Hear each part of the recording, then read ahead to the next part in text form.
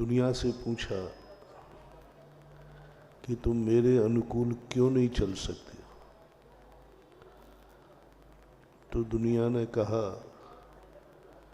कि तुम दुनिया में अकेले होते तो तुम्हारे अनुसार चल जाती, लेकिन दुनिया में तो इतने लोग हैं और सब अपनी प्रतिकूलताएं चाहते कि हम तुम्हारा एक दूसरे के प्रति प्रतिकूल है। सब एक मत हो जाओ कि तुम्हें कैसी प्रकृति चाहिए, सब एक मत हो जाना, हम वैसे ही हो जाएंगे। सारी दुनिया में जितने जीव हैं सब एक मीटिंग कर लो और प्रस्ताव पास कर लो कि दुनिया कैसी होना चाहिए। आवाज नहीं,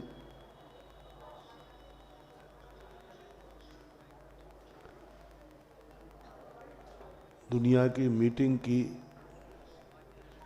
लेकिन अंत में कोई एक मत पर प्रस्ताव पास नहीं हो पाया। प्रकृति ने पूछा कि आप उजेला चाहते हो कि अंधेरा, तो सब व्यक्ति ने उजेला किया, एक उल्लू ने विरोध कर दिया। उल्लू ने क्या कहा, मेरा विरोध है, अंधेरा होना चाहिए। रात्रि में जो निशाचर लोग थे उनने विरोध कर दिया दिन का। मार्जार रात्रि में चरने वाले जीवों ने कहा नहीं, अंधेरा होना चाहिए। प्रकृति कहती है कि अब बोलो मैं क्या करूं। हमारे यहाँ बहुमत चलता नहीं है, बहुमत चलता नहीं है, क्योंकि व्यक्ति का नेचर अलग अलग है। एक बार एक स्थान पर मैंने एक नेता से कहा, मैंने कि आप हमारे जैनियों को टिकट क्यों नहीं देते हो चुनाव का। उन्होंने कहा महाराज जी दे दूंगा। वो जानते कि साधु जो कहे उसको मना नहीं करना चाहिए। अब इस साधु का बेफालतू गुस्सा होगा, क्रोध करेगा, तो राजनेता लोगों को अक्सर कर देखना, साधुओं के पास कुछ भी कहना, साधु कुछ भी कहेगा वो मना नहीं करते, हाँ कह देते।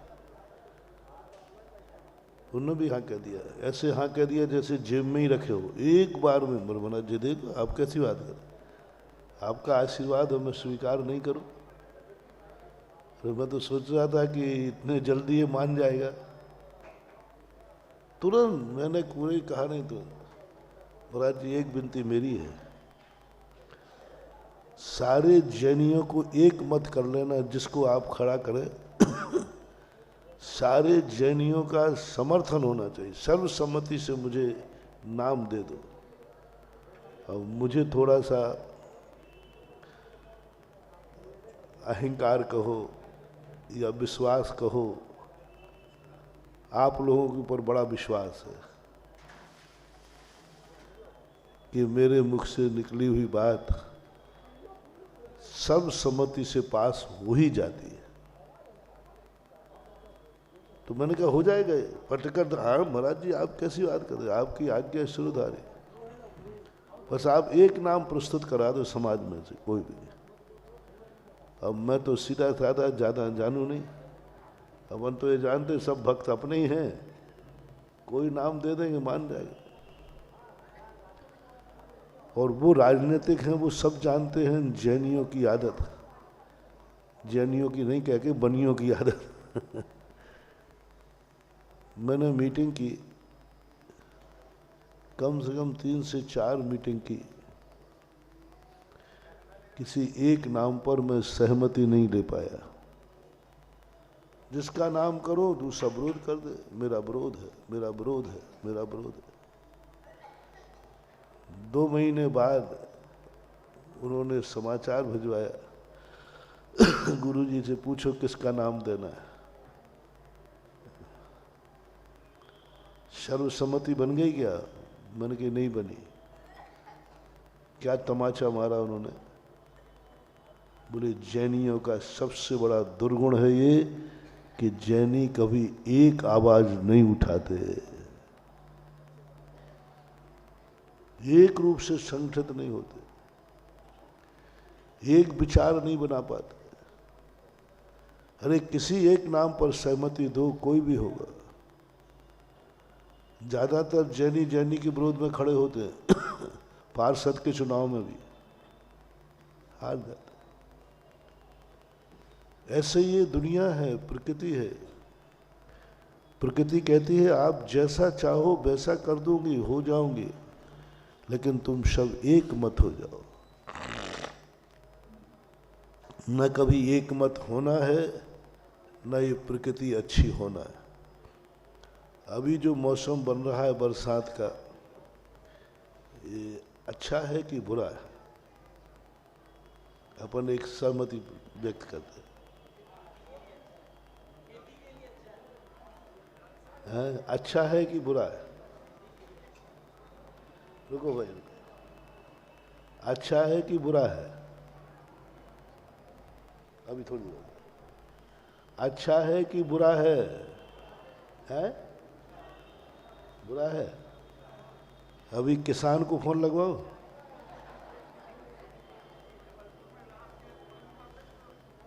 किसान कहेगा कि अमृत बरस रहा है, अमृत। कितना डीजल बच गया, कितना पानी बच गया। अभी किसान की खेती के लिए, सिंचाई के लिए बहुत जरूरी है।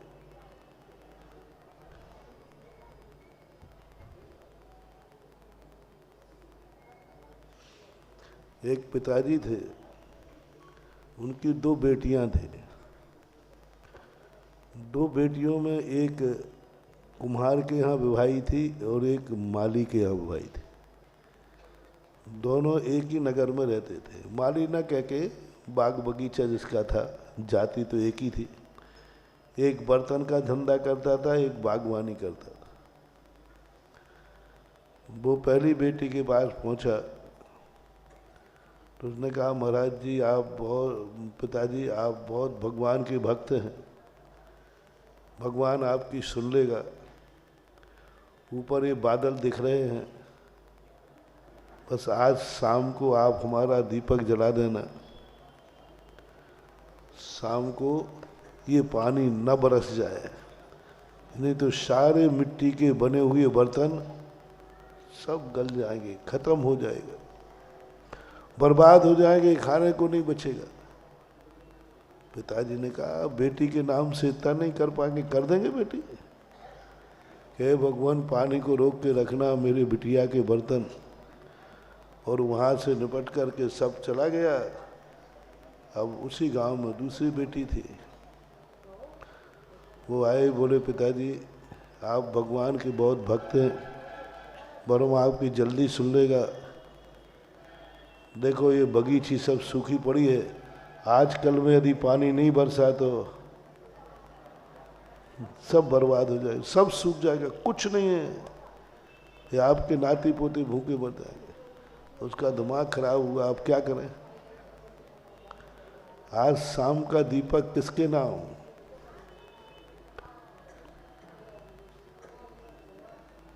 घबरा गया। दोनों बेटियां प्यारी हैं। एक कहती पानी नहीं बरसेगा तो सब कुछ खत्म हो जाएगा, और एक कहता पानी बरस गया तो सब कुछ खत्म हो जाएगा। कैसी है ये सारी दुनिया? विपरीत दो बेटियों के समान है। वो पिता घबरा गया, भयभीत हो गया,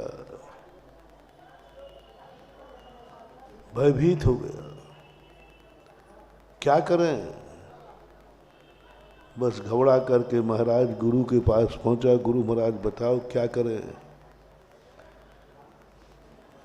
जैन दर्शन कहता है यही तो तुम्हारी भूल है कि तुम्हें अहंकार है कि मैं दीपक जलाऊंगा तो पानी बरस जाएगा, और दीपक जलाऊंगा और पानी नहीं बरसना तो बरस जाएगा। ये अहंकार छोड़ दो। पानी बरसना होगा तो बरसेगा, नहीं बरसना होगा तो नहीं बरसेगा। तुम तो दोनों से कह दो अपना अपना इंतजाम करो। कुम्हार से कह दो मिट्टी के बर्तन वो अपनी छाया बना के रखे, पानी कभी भी बरस सकता है। निकम्मा मत बनाओ अपने कुंवर साहब को, आशावादी मत बनाओ अपने कुंवर साहब को, इतने अंधा विश्वास मत कराओ कुंवर साहब को। उनको कहो कुछ करो, इन बर्तनों पर छाया करने का प्रयास करो, उसको छाया रखने में प्रयास करो। हर व्यक्ति को अपनी जिंदगी में ये मान के चलना चाहिए, प्रतिकूल परिस्थिति कभी भी आ सकती है। वकील लोग जब किसी केस पर खड़े होते हैं तो वो पॉजिटिव पॉइंट नहीं ढूंढते, वो खोजते हैं कि सामने वाला वकील यहाँ कौन सा प्रश्न उठाएगा, उसका हमें क्या जवाब। विपक्षी बन के जियो, कोर्ट में सपक्षी बन के मत जियो। विपक्ष क्या प्रश्न उठाएगा, उसकी क्या तैयारी है तुम्हारी। जितने विपक्ष प्रश्न उठा सकता है सबको लेके चलो। ऐसा ही अपनी जिंदगी में संसार की जितनी प्रतिकूलताएं हैं सब एक साथ आएंगी, एक साथ आएंगी। तुम्हारी क्या तैयारी है। सुखी मानकर कभी सोना मत, ओवर कॉन्फिडेंस में मत रहना कि मैं ये कर रहा हूँ सफल ही होऊंगा, मैं वहाँ जा रहा हूँ मंजिल पर पहुँच जाऊंगा, मैंने व्यापार कर लिया है कमाई कर लूँगा। नहीं, बिल्कुल नहीं, जीरो आ जाओ। कभी भी अपने आप को ये नहीं मानना कि मैं सफल हो ही जाऊंगा। तुम तो ये मान चलो, शुरू करते समय संसार की जितनी भी कठिनाइयां आ सकती हैं वे सब कठिनाइयां तुम्हें आएंगी। तैयारी क्या है। गाड़ी से जा रहे हो, गाड़ी पंचर भी हो सकती है, रास्ते में कोई लूट भी सकता है, एक्सीडेंट होकर मर भी सकते हो, कुछ भी हो सकता है। और कब हो सकता है, एक कदम आगे रखोगे। अब तुम्हारी तैयारी क्या है, मैंने सब कुछ बता दिया।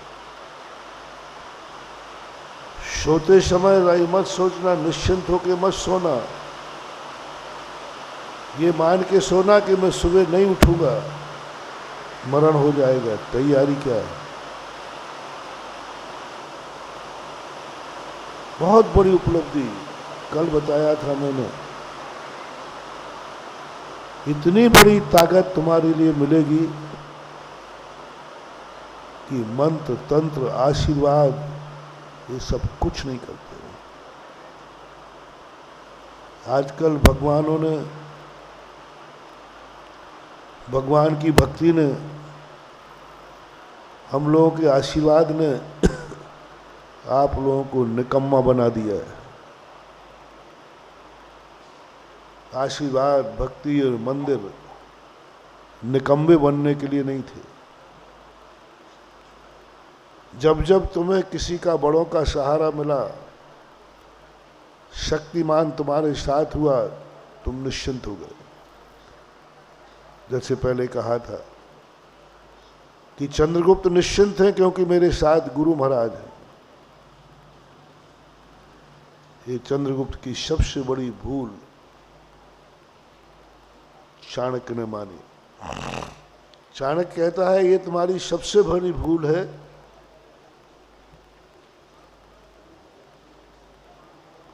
भावी भारत सम्राट की, कि तुम इस समय निश्चिंत हो, निकम्मे हो, मन भी सावधान नहीं, तुम्हारा कुछ भी सावधान नहीं, तुम्हारे मन में एक ही श्रद्धा बची है, यहाँ क्या चिंता की बात है, गुरु मेरे साथ। कितनी बड़ी शिक्षा। जब मैंने इस नीति पर चिंतन किया, बहुत ताकत, बहुत एनर्जी मिली। गुरु तो परम मित्र होता है, हितैषी होता है। चाणक्य कहता है गुरु के समय, गुरु का सानिध्य मिलने पर सावधान हो जाओ, निकम्बे नहीं। बड़ों का सहारा मिले तो निकम्बे नहीं हो जाना, सावधान हो जाना। दो उदाहरण देता हूं, दो व्यक्तियों का। पहले तो आप सब लोग ये बना लें, जिन जिन को बड़ों का सहारा मिले, आशीर्वाद मिले, बड़े लोग कहें चिंता मत करो मैं तो हूं, अब तुम्हें बहुत सावधान रहना। तुम्हारा मन कहेगा महाराज ने कह दिया चिंता मत करो, अब तो सब काम हो जाएंगे, बस विश्वास मत करना, विश्वास मत करना। यदि कभी गुरु महाराज कह भी दें तो भी निकम्मे मत बनना, निश्चिंत मत सोना, तुम सावधान हो जाना। निकम्मा बना देगी।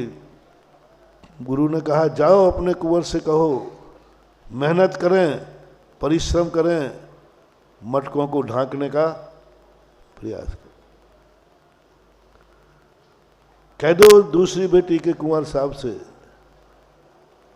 पानी नहीं बरसेगा तो बगिया छूट जाएगी, थोड़ी मेहनत करो, कुएं से नदी पानी से मटके से पानी लाओ और बगीचे को सींचो या नहर लाओ, मेहनत करो। बादलों को बरसने और रोकने का तुम्हें क्या अधिकार है, क्योंकि बादल तुम्हारे ही नहीं हैं, बादल की दोनों बेटियां हैं। बोलो अब तुम क्या करोगे? उस स्थान पर आप होते तो क्या करते? हम तो कुछ दिमागी काम नहीं करते, हम तो आपके पास आ जाते जिज्ञासा समाधान में कि महाराज जी आप ही बताओ। प्रकृति इतनी बड़ी माँ है, प्रकृति इतना बड़ा पिता है, तुम दो बेटियों के बीच में आकर के किम करता मूड हो गए। प्रकृति कहती मेरे बेटे तो देखे कितने हैं, मैं किसके भरोसे बरसूं, किसके भरोसे नहीं बरसूं। बरसूं तो एक का नाश है और नहीं बरसूं तो एक का नाश है। इसी प्रकृति ने कह दिया मैं किसी के अनुकूल नहीं बरसूंगी, मुझे जब बरसना है तो बरसूंगी और नहीं बरसना तो नहीं बरसूंगी। मैं किसी का भी आलम्बन नहीं, मैं किसी की दृष्टि में नहीं रखूंगी, क्योंकि तुम सब निकम्बे हो रहे हो। इसलिए प्रकृति पर किसी को कोई भरोसा नहीं, प्रकृति किसी के भरोसेमंद है ही नहीं। हर व्यक्ति से ये कहा आप अपना इंतजाम करो। ठंडा मौसम हो रहा है, पानी बरस रहा है, आप पानी को रोकने के लिए प्रयास मत करो। ऊपर चद्दर सेट डालो, बाजू में बरसाती लगाओ, प्रवचन चालू करो।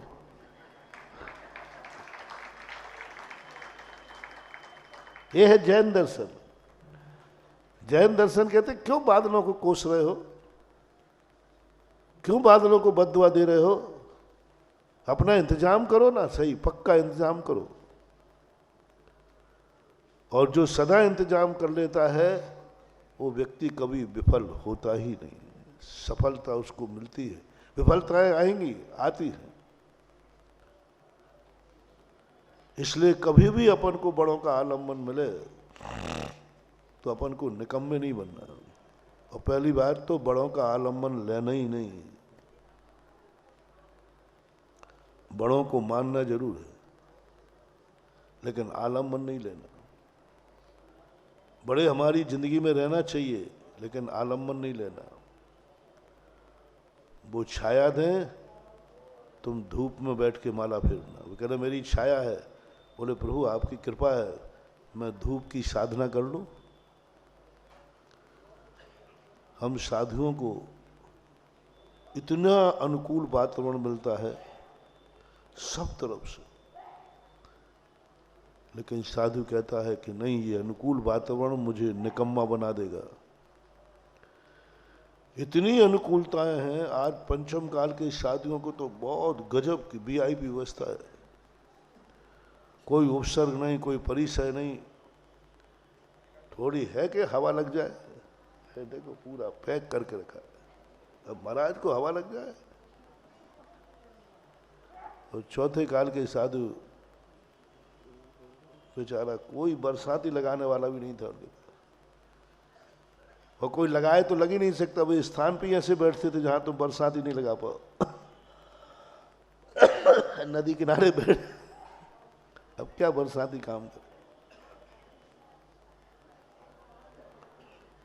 एक बार मेरे बिहार में हुआ, मैंने कहा कि भाई ध्यान में बैठ रहा था, मैंने कहा अभी बरसात आ गई तो ये लोग नियम से कुछ ना कुछ छाता लगा देंगे, कुछ ना कुछ ये उठा के पाटा ले जाएंगे। हम ऐसे स्थान पर बैठे जाकर जहां बरसाती वो छाता टिके ही नहीं, और ऐसे स्थान पर बैठे कि तुम पाटा उठा ही नहीं सको। बोलो महाराज जी आप, मैंने कि मैं चला करके बैठा था। आज चौथे काल के साधु जो बड़े महाराज थे, उनकी कोई अनुकूलता नहीं थी, कोई होता ही नहीं था, वो ऐसे स्थान पर जंगलों में चले जाते थे। आज 5वीं टोक पर पहुंचने में हमें पसीना आ रहा है, और जब नेमिनाथ गए होंगे वो कैसे पहुंचे, उस समय कौन पहुंच पाएगा, रास्ते ही नहीं थे। क्यों साधु को परसों हमने 2 दिन पहले कहा था, क्यों खामो खामे उपद्रव मोड़ लेते हैं, खामो खामे। ठंड पड़ रही, अरे भाई बढ़िया कमरे में बैठो आराम से, श्रावक कह रहा है मैं पैक कर देता हूँ, नहीं हो तो हीटर लगा देता हूँ, आप शांति से बैठो, पुण्य के उदय हैं। नहीं खामो खामे, लो साहब नदी किनारे बैठने जाएंगे। अरे बढ़िया बाल तुम्हें काटनी है तो बढ़िया नाई है, आजकल अच्छी अच्छी सैलून है, बढ़िया, कहाँ उपद्रव, हाथों से उखाड़ बैठ जाते। बताओ कौन से जमाने के महाराज हैं। आज देखो बढ़िया एक से एक सैलून वाले हैं, और सुविधाएं नहीं हो तो बात अलग है। सब कुछ होकर के भी साधु क्यों प्रतिकूलता पसंद कर रहा है। तुम श्रावक क्यों हो, हम साधु क्यों हैं। तुम शक्तिहीन क्यों हो, मैं शक्तिमान क्यों हूं। तुम क्यों मानते हो महाराज, कुछ नहीं महानुभाव, आप हर अनुकूलता को स्वीकार कर रहे हो, तुम्हारी शक्ति घट रही है, और हम हर प्रतिकूलता को स्वीकार कर रहे हैं, हमारी शक्ति बढ़ रही है। जैसे ही तुम्हारे मन में भाव आया प्रतिकूलता का, मैंने कल कहा था दुश्मन जैसे गाली दे तुम सावधान हो जाना, तुम्हारी शक्ति बढ़ेगी, बहुत पुण्य बढ़ेगा, वो कंगाल हो जाएगा। कल कहा था ना, ये सारा संसार तांत्रिक है, मायावी है, पूरा संसार तांत्रिक है, तंत्र विद्या पर आधारित है। अब इस तांत्रिक विद्या को हमें 2 दृष्टि से देखना है। एक तो नाटकीय दृष्टि से, जिंदगी को भी एक नाटक समझ लो, सब नाटक देख रहे हैं हम, सब नाटक देख रहे हैं, कल विस्तार से कहा था। दूसरा, जब भी तुम्हारी जिंदगी में कोई प्रतिकूलता आए, जब भी दुश्मन तुम्हारे लिए कुछ करे, तुम उसको ठुकरा देना। मेरे कोई फर्क नहीं पड़ता, मैं स्वीकार ही नहीं करता। मैंने सुनी नहीं, सुनी है तो मैं इस कान से सुनकर निकाल दिया, मैंने अपने अंदर में हृदय में स्थान नहीं दिया, क्योंकि हमारा हृदय कचड़े से नहीं भरेगा, प्रकाश से भरेगा। हम गुरु के वचनों से भरूंगा, तुम्हारे दुश्मन की गालियों से कैसे भर लूं। बड़ी छोटी किताब है और महाराज के प्रवचन बहुत लंबे चौड़े हैं, मैं कैसे भरूं तुम्हारी गाली। शक्ति बढ़ेगी, प्रतिकूलताओं को निमंत्रण दो, कम से कम इतना तो निमंत्रण दो जितना तुम सहन कर सकते हो। और साधु की प्रतिकूलता ही शक्ति बढ़ाती है। तुमने ये सब जो लगा दिए ना बरसाती, एक महाराज नदी किनारे बैठे, एक महाराज बैठे बिल्कुल बरसाती पैक में। अब इन दोनों में शक्तिमान महाराज कौन से हैं? तो ये बरसाती लगा के तुमने मेरी शक्ति घटाई है कि बढ़ाई है?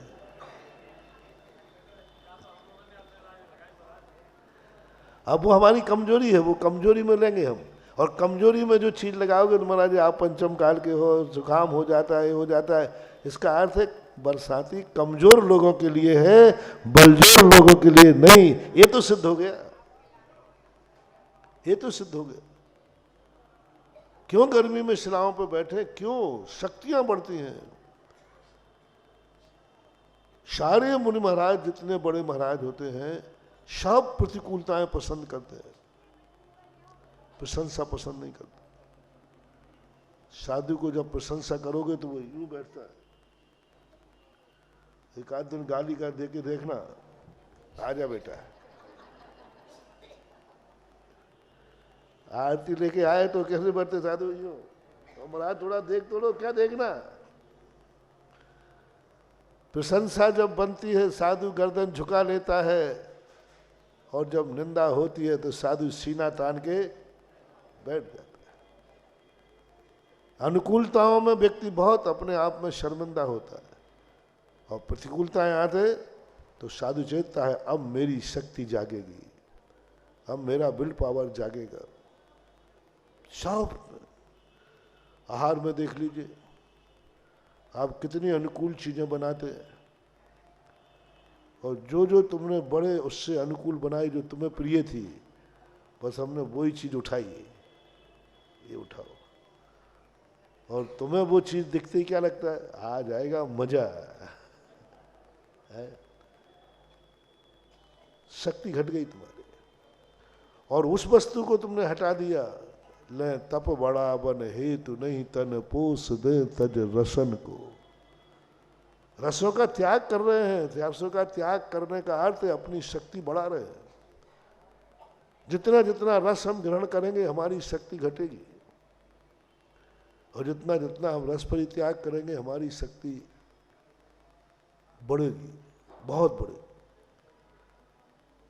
गरीब आदमी होना मानो बहुत विल पावर है, अमीर आदमी होना, सब तरफ से शक्तियां घट गई। जितना गरीब होता है, ये कोरोना ने सबको दिखा दिया। अमीरों को लपेटा और गरीबों को बोले खेलो खाओ, तुम तो गरीब आदमी हो। क्योंकि उसकी बॉडी इतनी शक्तिमान हो जाती है। एक नाली के किनारे जन्मा बच्चा उसी नाली के किनारे खेलता है, उसको कुछ नहीं होता। और सेठ जी का बच्चा वहां से निकल ही जाए, आई छी, बोले क्या हो गया? बोले इन्फेक्शन। बोले हो कहते क्या? वो नाली के बाजू से निकल गया। और वहीं दूसरा बच्चा कहता है तू निकल गया, मैं तो यहाँ खेल रहा हूं। कितनी स्टेपना बढ़ गई उसकी, कितनी शक्ति बढ़ी। अमीर आदमी होते ही शक्ति घट गई, और गरीब आदमी होते इतनी शक्ति बढ़ गई कि उसी नाली के किनारे पड़ा रहता है तो भी उसको कुछ भी नहीं होता, उसकी शक्ति बढ़ जाती है। इसलिए वो कल कहा था ना कि पर्वत के ऊपर गमलों का पेड़ नहीं बनना। वो सुमत जी मलिया कल सुना रहे थे पूरा दोहा।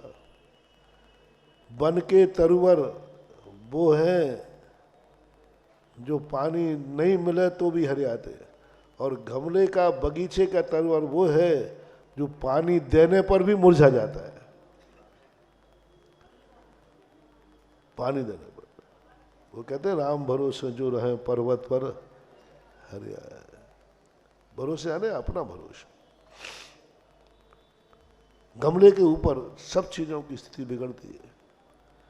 बीरबल की इसमें एक कहानी आती है।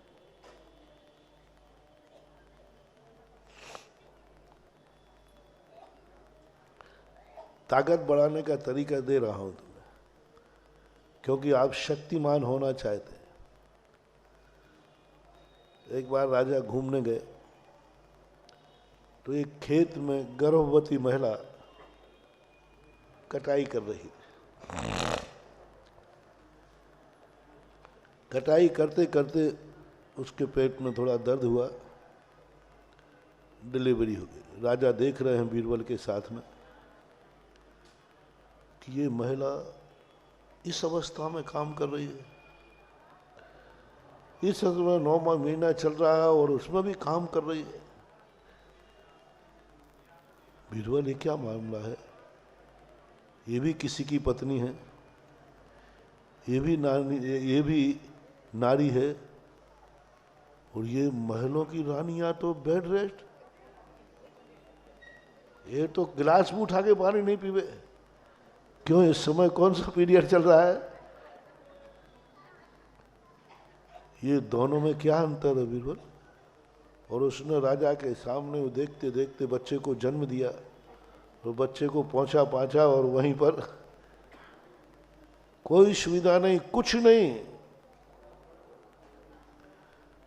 राजा का दिमाग खराब हो गया, ये सब रानियां बदमाश है।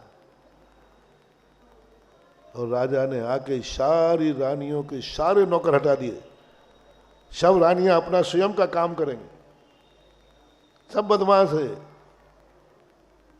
तो रानियों की तो हालत खराब हो गई, हट गई, सब नौकरानी हट गई, सब कुछ अपना काम करो, कुछ नहीं होगा। अब रानियों से कहां बस की बात बने, रानियों की हालत खराब। बीरबल को बुलाया रानियों ने, बीरबल बचाओ नहीं तो हम लोग मर जाएंगे। क्या बात हो गई? ऐसी हमसे क्या गलती हो गई कि जो राजा साहब ने सारे नौकर नौकरानी हटा दे? बोले रानी साहिबा ऐसी कोई गलती नहीं हुई, एक दृश्य देख लिया है।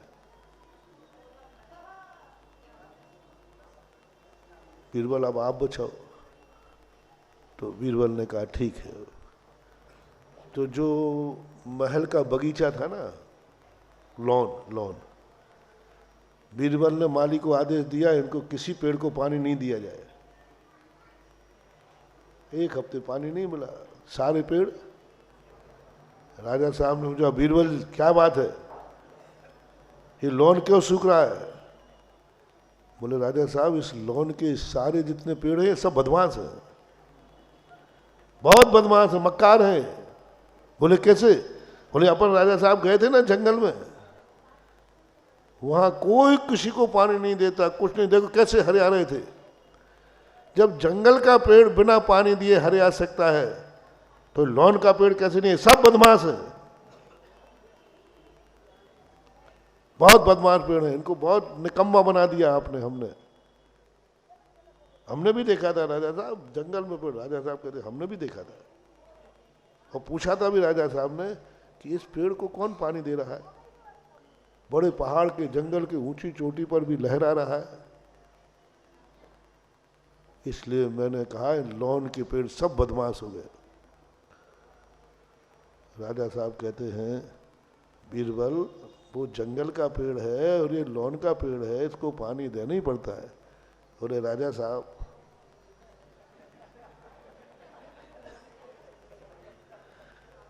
वो मजदूर की पत्नी है, ये राजा की रानी है, इन दोनों में अंतर तो है ही। अरे राजा साहब हाँ आइए, सॉरी प्लीज, सब नौकर लगा दो।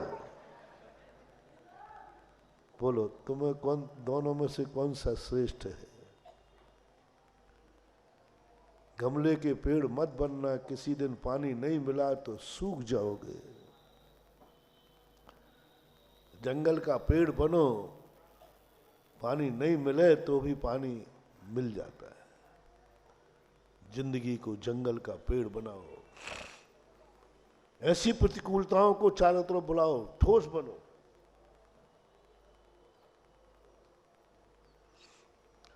सारी प्रतिकूलताओं को आने दो, शौक बना लो।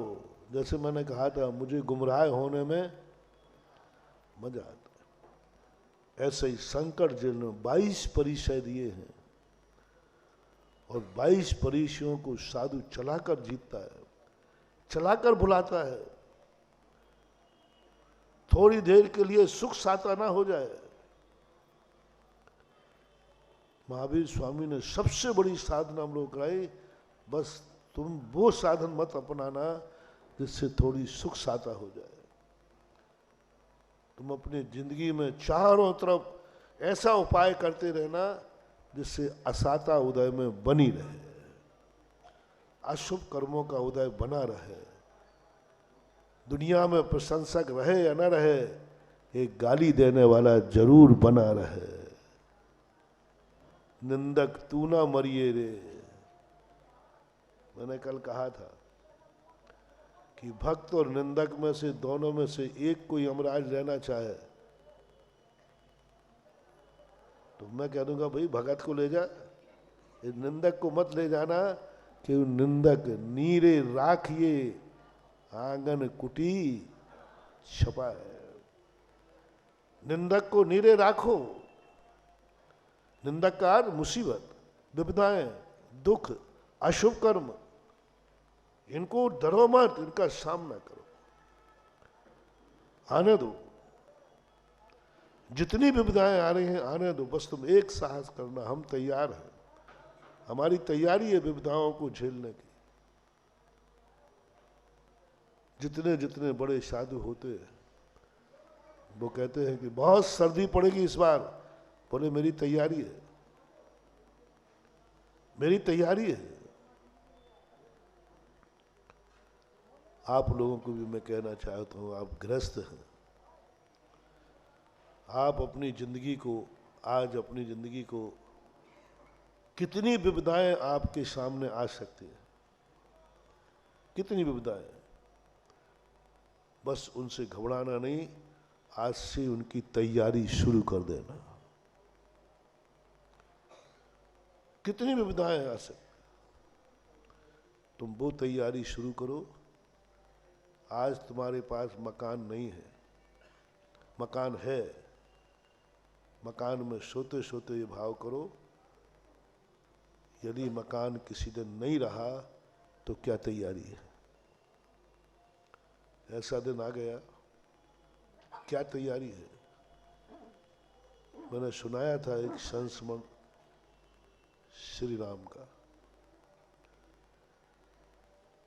लक्ष्मण कहते हैं गुरुदेव वह पढ़ाओ मुझे जो मैं हूं, मैं राजकुमार हूं, दशरथ पुत्र हूं, अयोध्या का राजा हूं, बहुत बड़ा राजकुमार हूं, मुझे पढ़ाओ कि कैसे राजगद्दी की जाती, कैसे तलवार चलाई जाती, कैसे राजनीति की जाती, कैसे सुख भोगे जाते हैं। गुरु ने कहा ये तो तुम पढ़ लोगे, ये तो बहुत छोटा पीरियड। गजब की बात महानुभाव, गुरु ने क्या पढ़ाया, रणवास के वनवास, और वो रणवासी थे, वो रणवासी थे, राजकुमार थे। पूरी रामायण पूरे पाठ में उन्होंने बहुत कम पढ़ाया अयोध्या का राज्य कैसे करना, राजनीति कैसे करना, वनवास। गुरु कहते हैं राम तुम्हारे जो कुछ भी तुम्हारे पास है सब कुछ तुम्हारे पास नहीं रहेगा, तुम्हारी क्या तैयारी है। गुरु इसलिए नहीं बनाया जाता है कि वह हमें सब कुछ दे देगा, गुरु इसलिए बनाया जाता है कि मेरे पास कुछ भी नहीं रहेगा, फिर मैं कैसे जीऊंगा। महानुभाव आप लोग गुरु बनाते हो कि महाराज आशीर्वाद दो, आप लोग दान देते हो इसलिए कि दान देंगे तो मंडी के भाव बढ़ेंगे। 2012 का चस्का लगाया ना, जिन्होंने दान दिए थे चने के भाव बढ़ गए, अभी भी शुरू हो गया है, गेहूं के भाव बढ़ रहे हैं। कल ही एक व्यक्ति ने कहा होगा, वो तो जो लक्षण है वो तो है ही, 9 गजरत पर इतनी मंडी बढ़ी थी तो 11 पर कितनी बढ़ेगी वो तो तुम देख ही लेना। वो तो देने वाले बाद में पछताएंगे कि हम भी एक बोली ले लेते तो शायद, हाँ, वो तो पछताएंगे। लेकिन मैं जो कह रहा हूं वो तो तुम्हारा नेचर है। किसान बीज बोता है इसलिए कि हमें फसल आएगी। तुम दान देते हो कि अच्छा धन मिलेगा। तुम गुरु को मानते हो क्योंकि तुम्हें गुरु मिलेगा तो सब विपदाएं अपने आप दूर हो जाएंगे। नहीं महानुभाव, मैं थोड़ा उल्टा नेचर का हूं। ये तो तुम मानते हो, मैं मना नहीं कर रहा हूं। ओहो, दान इसलिए देना जब मेरे पास कुछ भी नहीं रहेगा तब मैं कैसे जीऊंगा ये मान करके दान दे देना। असमर्थ व्यक्ति को बता रहा हूं जो कह रहा है महाराज जी मेरे पास तो इतना ही सा है, अब खा लूं या दे दूं, खा लूं या दे दूं, अब क्या करूं महाराज, खाऊं या दूं, एक ही रोटी है। यदि ज्ञानी हो, जैन दर्शन को समझते हो तो दे देगा, वो दे देगा। बोले फिर खाऊंगा क्या, वो क्या सोचेगा। कितने लोग हैं अभी दुनिया में जिनके पास एक रोटी है ही नहीं। काश मेरी जिंदगी में ये रोटी भी नहीं होती तो फिर मैं कैसे जीता। कर्मों की मार ऐसी पड़ती कि मेरे पास एक रोटी नहीं होती, फिर मैं कैसे जीता। आज है तो मैं दान देने के बाद भी वैसे जी के दिखाऊंगा, ये तैयारी है। रोटी नहीं है तब तो जियोगे ना, आज है मैं उसके बिना जी के दिखाऊंगा। ये मान लिया कि कर्मों का। आचार्य श्री से हम लोगों ने शुरू में पूछा कि महाराज उपवास करने की हिम्मत कैसे आती है।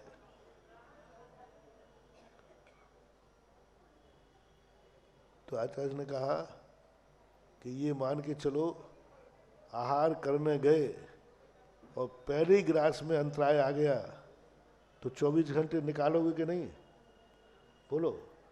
तो बस उपवास लेने, कल मैं उपवास करता हूँ क्योंकि पहले ही ग्रास में अंतराय आ गया।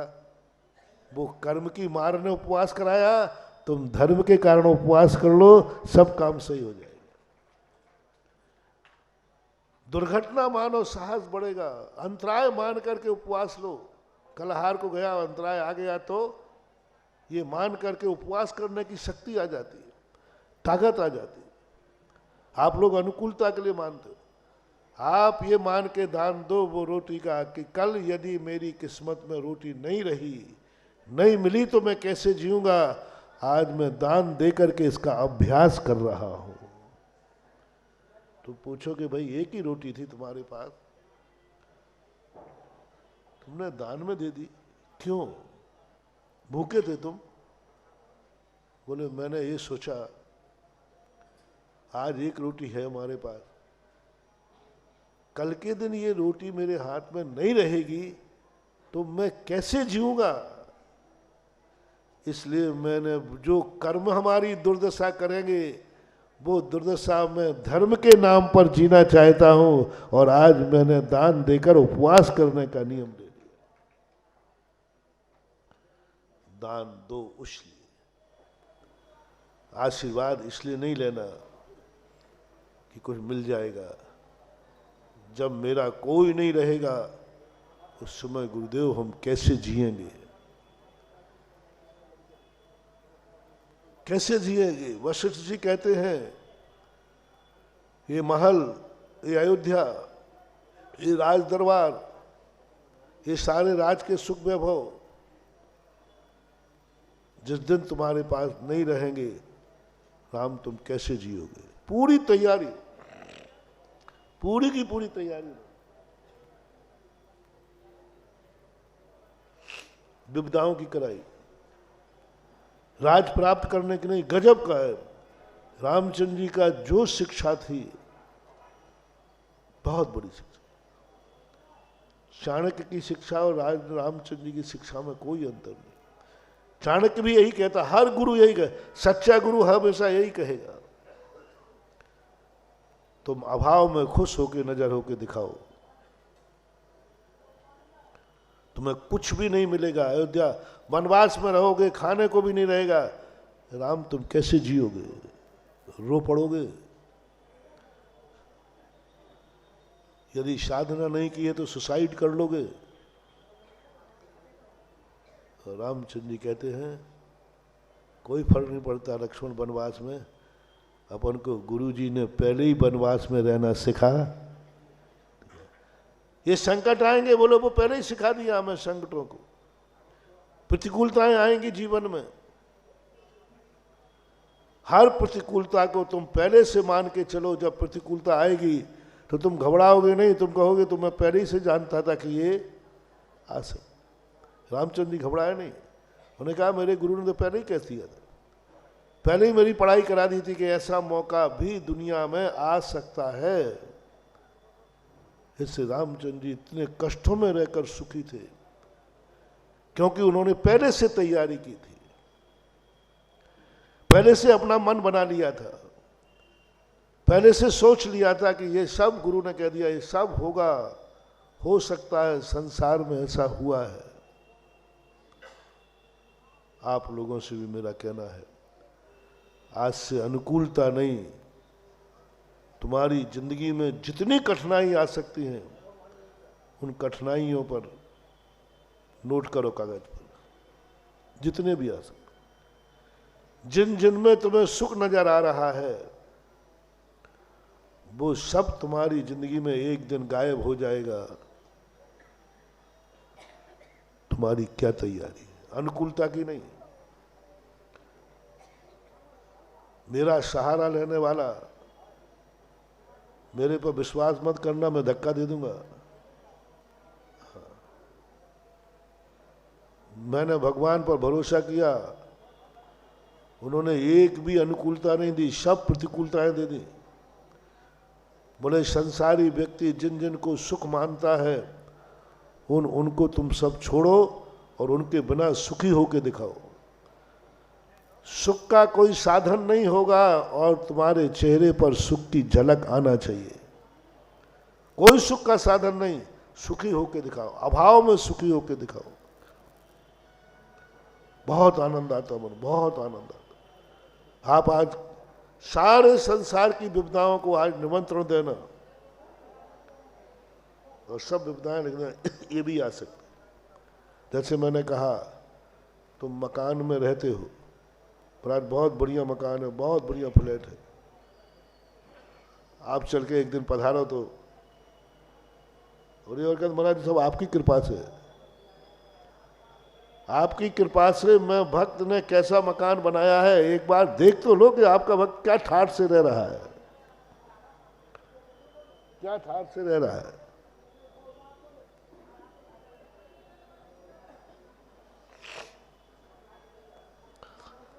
मैं खुश नहीं होऊंगा, मैं कहूंगा कि तुम इस मकान के बिना कैसे रह सकोगे ये बताओ। शेर सुदर्शन इसलिए बहुत बड़ा मकान था उसका, भरत चक्रवर्ती इसलिए बहुत बड़ा महल था उसका। अष्टमी और चौदस के दिन 12 मासी बिना महल के स्मशान घाट में 24 घंटे व्यतीत करता था। महल है, सब कुछ है, और अष्टमी चौदस को राजा महाराजा लोग नसिया, राजस्थान में नसिया चलती है, यहां भी है कुछ। ये नसिया क्यों बनाई जाती थी? इनमें कमरे नहीं होते थे, बरामदे होते थे। बड़े बड़े सेठ राजा महाराजा लोग अष्टमी चौदस को अपने घर छोड़ करके उन नसियों में रहते थे, गद्दे छोड़कर चटाई पे रहते थे, भोजन छोड़कर उपवास करते थे, मच्छरदानी छोड़कर मच्छरदानी मच्छरों के बीच में रहते थे। मनो अमीर आदमी सदा, राजा को कहा गया है तुम सदा कठोर साधना करो, कभी भी तुम्हारे जीवन में कुछ भी आ सकता है। सूखी रोटी खाने की आदत डालो, कल के दिन ये निवोला मुंह में नहीं जाएगा। सतरत भोजन करने वालों, राणा प्रताप जैसा दिन आ गया तो घास की रोटी कैसे खाओगे? इसलिए अष्टमी चौदस को इसमें हफ्ते में एक दिन बिना नमक की रोटी खाया करो रे। इस श्रावक के नियम दिए हैं, कोई मोक्षगामी नहीं। 7 दिन की 7 रस्सी दी हैं। रविवार को नमक नहीं खाना। क्यों? एक दिन के नमक नहीं खाने से क्या होता है? मोक्ष हो जाएगा? नहीं। कभी जिंदगी में ऐसा मौका आया कि जंगल में घास की रोटी खाना पड़े बिना नमक की, तो आप कह सकते हो मैंने हर रविवार को बिना नमक की रोटी खा के भी पेट भरा है, कोई विकल्प नहीं आए। सोमवार को हरि का त्याग करो। 7 दिन की 7 रस्सियां आपके लिए बहुत बड़ी चीजें हैं। अष्टमी चौदस का उपवास करो। किसी दिन जिंदगी में ऐसा मौका आ गया कि खाने को नहीं मिला, जंगल में भटक गए, राजा महाराजा युद्ध में युद्ध लड़ रहे हैं, खाने को नहीं है, दुश्मन सामने है, तो उपवास करने की आदत डालो। कब? जब खाने को है। जब खाने को है तब उपवास करो। भरत चक्रवर्ती अष्टानका के 8-8 दिन के निर्जल उपवास करता था। क्यों? क्योंकि साधना यही सबसे बड़ी साधना है। थोड़ा सर्दी कम लगे तो कोई बात नहीं, जल्दी कपड़े मत पहना करो, थोड़ा ठुठरने दो, लगने दो थोड़ी सर्दी। एक राजनेता राजनीति के लिए पूरी पदयात्रा टी-शर्ट से कर सकता है, तो तुम अपने घर से अभिनंदन तीर्थ क्षेत्र की यात्रा क्यों धोती दुपट्टे में नहीं कर सकते हो? क्यों नहीं कर सकते? पर आज हमारे यहाँ कोई कमी है कि हमारे पास तो एनर्जी है, ये है, वो सब है, तुम्हारे पास है तभी तो करना है। सद्भाव में अभाव की साधना। 2 बातें चल रही हैं अपने प्रसंग की। अभाव में सद्भाव की अनुभूति। कुछ भी नहीं है, मन चंगा तो कठौती में बस। अभाव में आनंद लो, प्रतिकूलताओं को जीना सीखो। और आज हर प्रतिकूलता की तैयारी करके रखो। आप, तुम्हारे पास माँ बाप हैं, यदि ये मर गए तो क्या तैयारी है? तुम्हारे पास बेटा है, ये मर गया तो क्या तैयारी है? तुम्हारे पास दोनों पति पत्नी हो, एक खिसक गया, महाराज जी ऐसे नाम मत लिया करो, आपको कुछ विकल्प ही नहीं आता। हम लोग तो नाम लेते ही डर जाते हैं। बंधु, डरने से कोई विपदा दूर होने वाली नहीं है। डरो मत, तैयारी करो। क्या तैयारी है तुम्हारी? दोनों में से एक खिसक गया, कल के दिन रो पड़ोगे, सुसाइड करोगे। दोनों तैयारी करो, बैठ के करो, सम्मेलन करो। तुम्हारे बिना भी मैं जी सकता हूं, जीने की तैयारी करो। आज व्यापार चल रहा है, अच्छा चल रहा है, कल नहीं चलेगा तो क्या तैयारी है? आज तुम्हारे पास 2 रुपया है, कल 1 रुपया भी नहीं रहेगा, दिवालिया।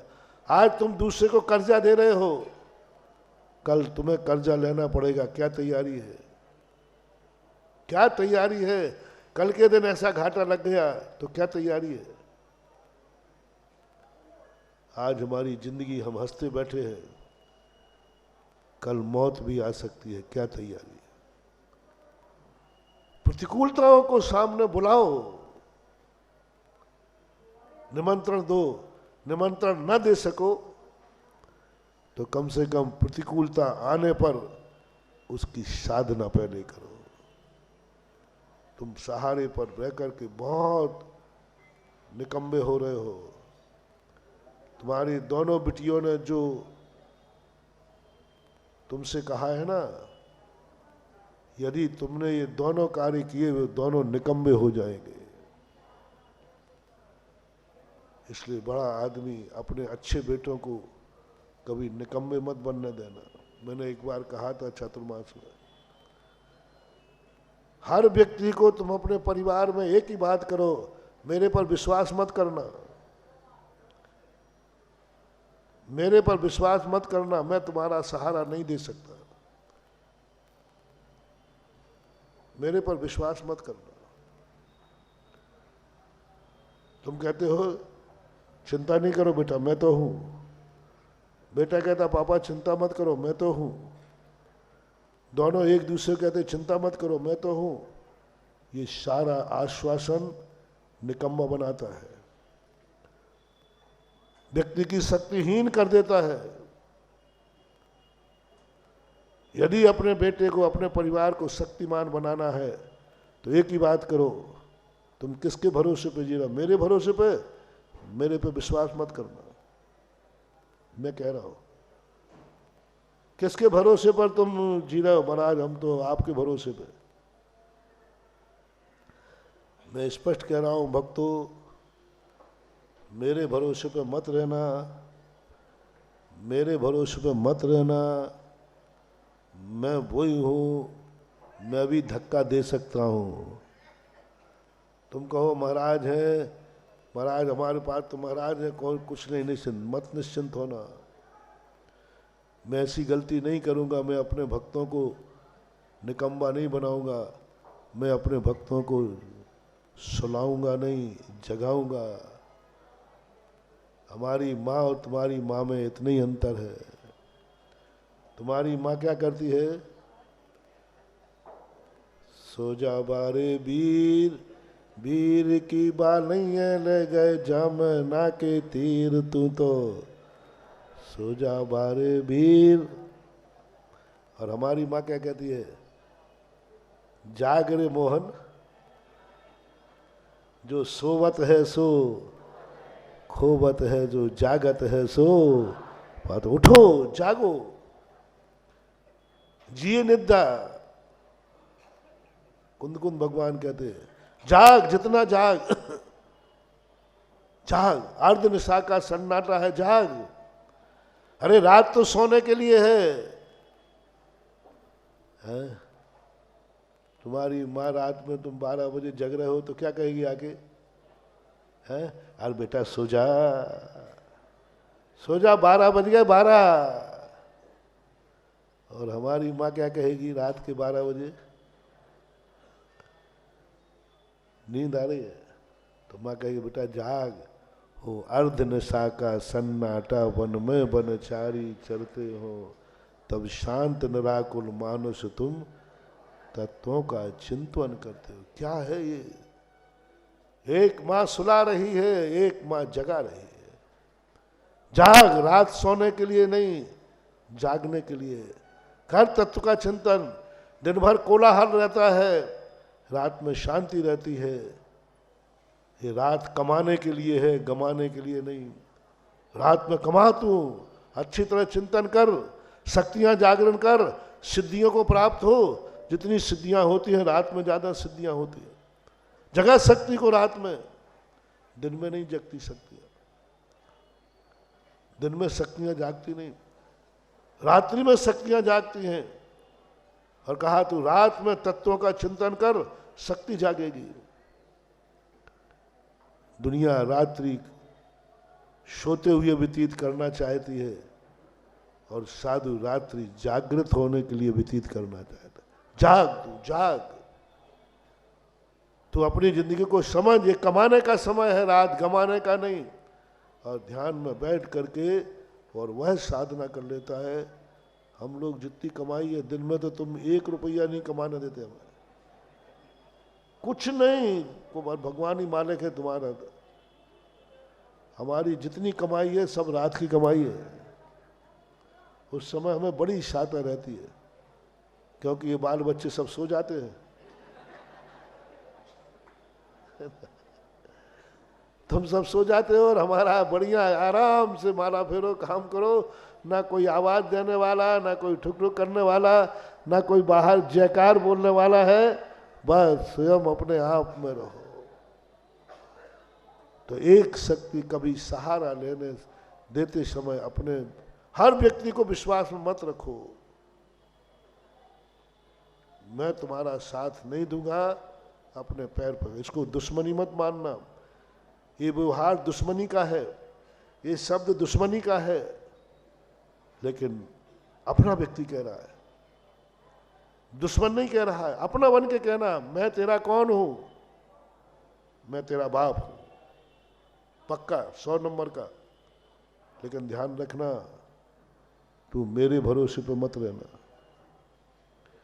ये जो संपत्ति एक दिन मैंने कहा था, ये जो सारी संपत्ति है ना, ये मैंने, तू ये देख रहा है कि पापा के पास इतनी संपत्ति है। कई बच्चे होते, मुझे क्या पढ़ना लिखना, मेरे पापा पास इतना है कि 7 पीढ़ी खाएंगे।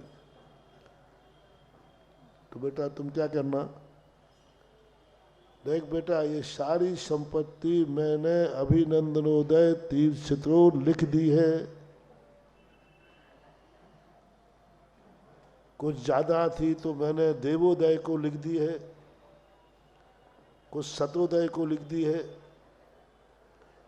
तो बाबा हमें, तू मेरे भरोसे नहीं रहना, तेरे नाम पर तो मैंने कुछ भी नहीं छोड़ा है, कुछ भी नहीं छोड़ा। बिल्कुल उसको बेसहारा कर देना। वो कहेगा गालियां दे, काय का बाप है, तूने पैदा क्यों किया, तू कितनी गाली दे दे, मेरे ऊपर कोई फर्क पड़ने वाला नहीं। गुरु कहता है चाणक्य, चंद्रगुप्त, मेरे भरोसे मत रहना। मेरा विश्वास तुम करके चल रहे हो, नहीं, मेरे ऊपर भी भरोसा मत करो। फीस के लिए पैसा मांगे ना किताबों का, थोड़ा नाटक किया करो, ऐसे ही नहीं निकाल करो तो जोड़ी खोल के दिया करो। फीस का पैसा मैं कहाँ से लाऊं? मैंने तो जो पैसा थे सब अभिनंदन क्षेत्र के पंचकर्णा की बोली में लगा के जमा करा दिए, सब दे दिया, मेरे पास है ही नहीं। बेटे को एहसास दिलाओ, महानुभाव, बहुत कड़वा सत्य लग रहा होगा, आप बेटे के दुश्मन नहीं हैं। बेटे की ताकत बढ़ेगी, बेटे की शक्ति बढ़ेगी, और एक दिन बेटा कहेगा तुमसे, पापा आपके पास जितना धन था ना, उससे चौगुना मेरा है। तुम शेर थे तो हम, फिर तुम शांति से मरना। अब बेटे की कोई चिंता नहीं है, वो तुमसे ज्यादा कमा लेता है। तुम बेटों को महल बना बना करके छोड़ रहे हो, तुम निकम्मा बना रहे हो, बेटों को निकम्मा बना रहे हो। उनको कुछ करने दो, उनको छोड़ दो एक रात फुटपाथ के ऊपर सोने दो, कोई फर्क नहीं पड़ता है। फुटपाथ पर सोने की आदत पड़ जाएगी। हर सहारे को हटाओ, और जो सहारा लेने वाला है, यदि पापा सहारा ले देवे भी, पापा आप अपना अपना खुद का रखिए, मेरी भी ताकत देखिए क्या है, मैं भी आपका बेटा हूं। सगर चक्रवर्ती के सारे पुत्रों ने कह दिया, पिताजी कहते हैं सारा 6 खंड का राज तुम्हारा है। उन्होंने कहा नहीं चाहिए, मैं आपका बेटा हूं, मेरा भी कोई पुण्य है, मैं कमाता हूं, मैं कमाता हूं। और वो बेटा, वे 2 व्यक्तियों का बात सुना रहा था। एक व्यक्ति शिखर जी की यात्रा करने के लिए चला, और बहुत विश्वास था, शायद सुनाया था पहले, और गाड़ी में बैठ गया। बड़ा भगवान महाराज का विश्वास था, सबके सामने आशीर्वाद लिया, और गाड़ी फुल स्पीड से छोड़ दी, ब्रेक पे से पैर हटा दिया। लोगों ने, भैया क्या कर रहा है? बोले तुम्हें महाराज के ऊपर विश्वास नहीं है, तुम नास्तिक हो, महाराज ने आशीर्वाद दिया, तुम्हें महाराज के ऊपर विश्वास नहीं है। महाराज ने आशीर्वाद दे दिया, कुछ नहीं बिगड़ने वाला, कुछ नहीं बिगड़ने वाला, चिंता मत करो। और वो आंख बंद करके ऐसा और बैठा गया, और गाड़ी फुल स्पीड से जा रही है। किसके नाम से? मैं तो तेरे ही भरोसे भंवर में नैया डाल दे। और पट्टा, बड़ा श्रद्धालु था। बोले कुछ हो ही नहीं सकता क्योंकि हमारे साथ महाराज का आशीर्वाद है, कुछ नहीं होगा। अब बोलो मेरे आशीर्वाद ने उसे निकम्मा बना दिया कि नहीं? मैं आजकल बहुत सावधान हो गया हूं। पढ़ने वाले विद्यार्थी आते, महाराज जी आशीर्वाद दो, हम इसमें सीए में पास हो जाए, इसमें मैं देते ही नहीं। मैंने कहा ये पढ़ना बंद कर देगा क्योंकि ये मेरा परम भक्त है। यदि मैंने कह दिया बेटा आशीर्वाद, किसी और लगा दिया, अरे फिर तो पट्टा जाके चद्दर डाल के सोएगा, क्योंकि उसे मालूम है कि महाराज का आशीर्वाद कभी खाली जाता नहीं। महाराज ने किसी और लगा दी और लोगों ने उठाए ना दिया पहले, महाराज मैं तो फेल हो गया। मैंने क्यों? हम महाराज जी आप देख रहे आपने आशीर्वाद भी दिया, फेल हो गया, आपके आशीर्वाद में इतनी ताकत नहीं। मैंने कि पढ़ाई की थी कि नहीं? बोले फिर आशीर्वाद की क्या जरूरत थी? 90% यही हो रहा है। जितने भक्त लोग हैं सब निकम्मे होते जा रहे हैं। भगवान भरोसे, शांति धारा के भरोसे, गंधोदक के भरोसे, दान पूजा के भरोसे, बस भगवान पार लगा देगा। महानुभाव छोड़ो ये। गुरुओं से कहा बेटों को निकम्मा मत बनाओ। चाहते तो वशिष्ठ जी राम से कहते थे चिंता मत करो राम लक्ष्मण, मैं हूं तुम्हारा गुरु, जाओ तुम्हारा कुछ भी नहीं बिगड़ सकता। कौन तुम्हारी राजगद्दी छीन सकता है? कौन तुम्हें राजा होने से बचा सकता है? मैं हूं ना तुम्हारे साथ। लेकिन ऐसा वशिष्ठ जी ने नहीं कहा। वशिष्ठ जी ने ये कहा राम मैं तुम्हारा साथ नहीं दे सकता, मेरे भरोसे मत रहना, माँ बाप के भरोसे मत रहना, अयोध्या के भरोसे मत रहना, अपनी किस्मत के भरोसे मत रहना कि जिस तरह की किस्मत तुम्हारी आज है यह किस्मत कल भी ऐसी ही। किस्मत के भरोसे नहीं, अयोध्या के भरोसे नहीं, माँ बाप के भरोसे नहीं, कोई भरोसा करना ही मत।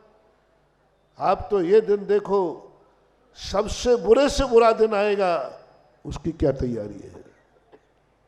वशिष्ठ जी ने पूरे रामचंद्र जी को अच्छे दिन की तैयारी नहीं कराई, अच्छे दिन का आशीर्वाद नहीं दिया, पूरी तैयारी कराई। सबसे बुरा दिन तुम्हारी जिंदगी में आएगा, उस दिन को कैसे जीना, हंसते हुए, हंसते हुए कैसे जीना।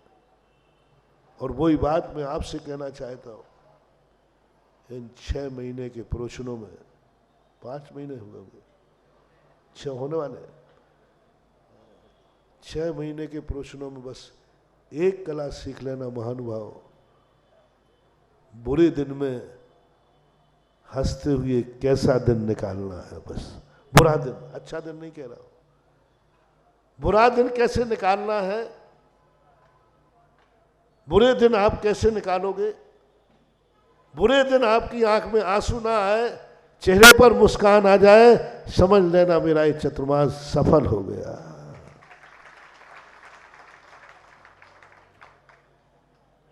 मैं तुम्हारे आंख के आंसू पहुंच दूंगा, ये दावा मैं नहीं करूंगा, ये दावा मैं नहीं करूंगा। और ये मेरे प्रश्नों का पर्पस भी नहीं है।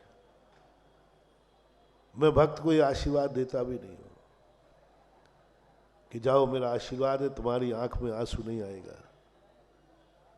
मैं तो वो बात कहता हूं कि मेरे आशीर्वाद है, आंख में आंसू बहेगा और ओंठों पर मुस्कान रहेगी, ये आशीर्वाद। आंखों में आंसू है लेकिन ओंठों पर मुस्कान है, बस ये सीख लेना गुरु से। रोते रोते हंसना सीखो, हंसते हंसते रोना। ये बहुत गजब की पंक्ति है। आंख में आंसू आए आने दो, ओंठों पर मुस्कान बनी रहने दो। ये है तपस्या, ये है साधना, ये है गुरु का आशीर्वाद। आंसुओं में रोना नहीं, आंसुओं में हंसना। श्री राम को वशिष्ठ ने यही सिखाया, वनवास में हंस के दिखाओ, अयोध्या पर तो दुनिया हंस के दिखाती है, तुम मेरे चेले हो तो वनवास में मुस्कुराते दिखाना। आंसू जब आ रहे हो फिर भी तुम धर्म के सहारे पर मुस्कुराते दिखना।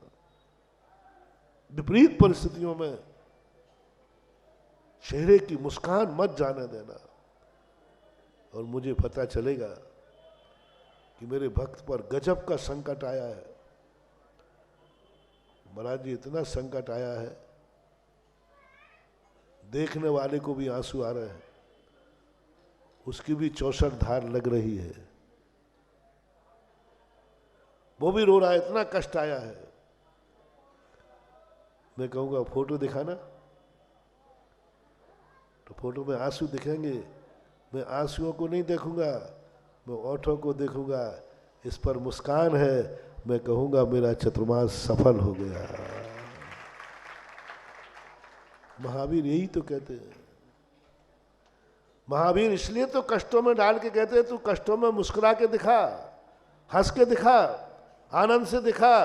तेरा संक्लेश नहीं होना चाहिए, आरोप ध्यान नहीं होना चाहिए। कितनी भी परिस्थिति आ जाए, आने दो, मैं आंख में आंसू भी आ जाएगा, कष्ट आएगा, लेकिन चेहरे पर मुस्कान। धर्म का बहिष्कार नहीं, निकम्बे नहीं बनना, निकम्बे नहीं बनना। आशीर्वाद निकम्बा बना दिया उसको, ब्रेक पे से पैर हटा दिया उसको। विश्वास है, और जाके गाड़ी टकरा गई पेड़ से। उसका बोले भैया ये क्या किया? बोले मैंने क्या किया, मैंने गलत नंबर डायल कर लिया। गुरु के आशीर्वाद में मैं तो बड़ा चमत्कारी मानता था। अब तुम्हारे कितने बुरे भाव होंगे, कितने बुरे भाव होंगे, और दौड़ के आओगे, महाराज जी सुनो, काहे को बाबा जी बने हो? तुम्हारे भरोसे देखो हमारी ये हालत आ गई, हाथ पैर टूट गए, उलाहना और दोगे। मैं नहीं चाहता हूं मेरे भक्त कम हो जाए, लेकिन ऐसे भक्तों का मैं गुरु नहीं बनना चाहता जो मेरे भरोसे ब्रेक हटा ले, पैर हटा ले ब्रेक पे से, मेरे भरोसे आंख बंद कर ले, निकम्मे हो जाए। नहीं। दूसरा व्यक्ति था, वो भी आशीर्वाद लिया, और ड्राइवर से कहता है, ड्राइवर बस आज चूक मत करना, ब्रेक चेक कर लो, मैं तुम्हारे बाजू में बैठा हूं, झपकी नहीं आना चाहिए। बस ड्राइवर साहब आज की गलती नहीं होना चाहिए, आज गलती नहीं होना चाहिए। शेठ जी इतने दिन हो गए गाड़ी चलाते हुए, आज तक कभी नहीं टोका आपने, कभी नहीं कहा आज क्यों कह रहे हो ऐसा, आज क्यों कह रहे हो ऐसा? ओहो गजब मानवा। ड्राइवर साहब आज मेरी जिंदगी का सवाल नहीं है, आज गुरु के आशीर्वाद की इज्जत का सवाल है। सबके सामने गुरु ने आशीर्वाद दिया है, जाओ सफल हो, बस आज गड़बड़ नहीं होना चाहिए। आज नहीं, मेरा तो जो था हो जाता, लेकिन आज गुरु के आशीर्वाद में थोड़ा कुछ हो गया तो लोग गुरु के आशीर्वाद पर से विश्वास उठा लेंगे, लोग भक्ति पर से विश्वास उठा लेंगे। इसलिए ड्राइवर साहब आज चूक नहीं होना, आज नहीं, आज सफल होके दिखाओ। और वहां जाके पहुंच के कहूंगा, क्यों तुम सफल होके क्यों लौट के आए? बोले गुरु ने सबके सामने आशीर्वाद दिया था ना, विफल हो ही नहीं सकते। बोलो, आशीर्वाद के ऊपर वह सफल होके लौटा है कि जागरूकता के ऊपर? एक बार और बोलो, एक बार और बोलो। लेकिन श्रेय किसको दिया? इसका नाम है भक्ति, इसका नाम है भक्ति। सब कुछ उसने किया, जागरूक किया, ब्रेक चेक किए, स्वयं बैठा, ड्राइवर को सावधान करता रहा, उससे उसकी यात्रा सफल हुई और श्रेय दे दिया। और सबसे कहता आशीर्वाद लेके गया था, सफलता कैसे नहीं मिलेगी। और दूसरे नंबर ने स्वयं तो हाथ पैर तोड़े ही, मेरा आशीर्वाद भी तोड़ दिया। कितना बड़ा पाप। इसलिए कभी भी हो बड़े आदमियों का सहयोग लेकर निकम्मे नहीं बनना, निकम्मे नहीं बनना। भगवान की भक्ति के सामने निकम्मे मत बनाओ अपने दादा को, पिताजी को, और पिताजी भी अपनी दोनों बेटियों को, कुंवर साहबों को निकम्मे ना बनाए। वही उपदेश दो। क्यों बादल को रोकने की कहते हो? क्यों नहीं तिरपाल तानने की मेहनत करते हो? क्यों कहते हो कि आज पानी बरस जाए? क्यों नहीं तमड़ी उठाकर कुएं से पानी लाकर सींचते हो? क्यों नहीं मेहनत करते हो? बादलों को रोकने की कहते हो? बादलों को बरसने की कहते हो? नहीं, वही सूत्र रटो, प्रकृति से कभी रुकना नहीं और प्रकृति को कभी रोकना नहीं। अपने जीवन की वह धारा अपने जीवन में आना चाहिए। बस हमारा जो लक्ष्य है वह लक्ष्य जिंदगी के जीने का है। प्रतिकूलताएं हमारे जीवन में कहीं रुकावट ना बने। हमारे जीवन का लक्ष्य था अभिनंदन तीर्थ क्षेत्र बनाने का। बाधाएं आई लेकिन बना की नहीं है।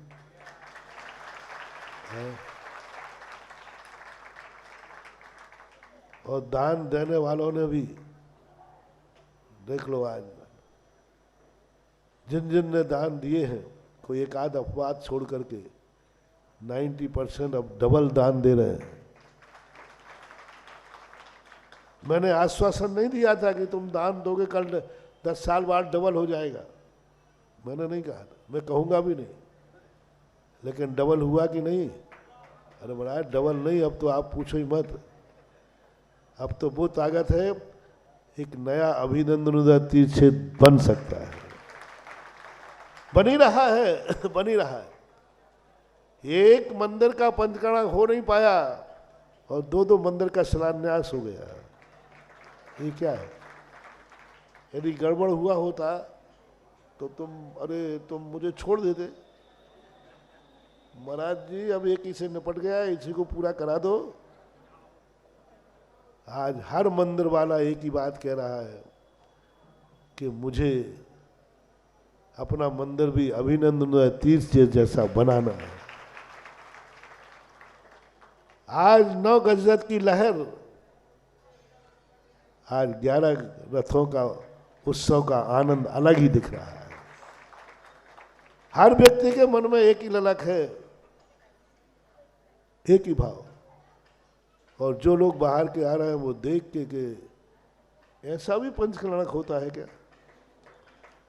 पंचकर्णक तो पंडाल तक ही सस्ता है, यहाँ तो पूरा नगर सज रहा है। कल मैं भी नगर भ्रमण पे था, प्री प्लानिंग नहीं गया था, मैं धोखे से गया था।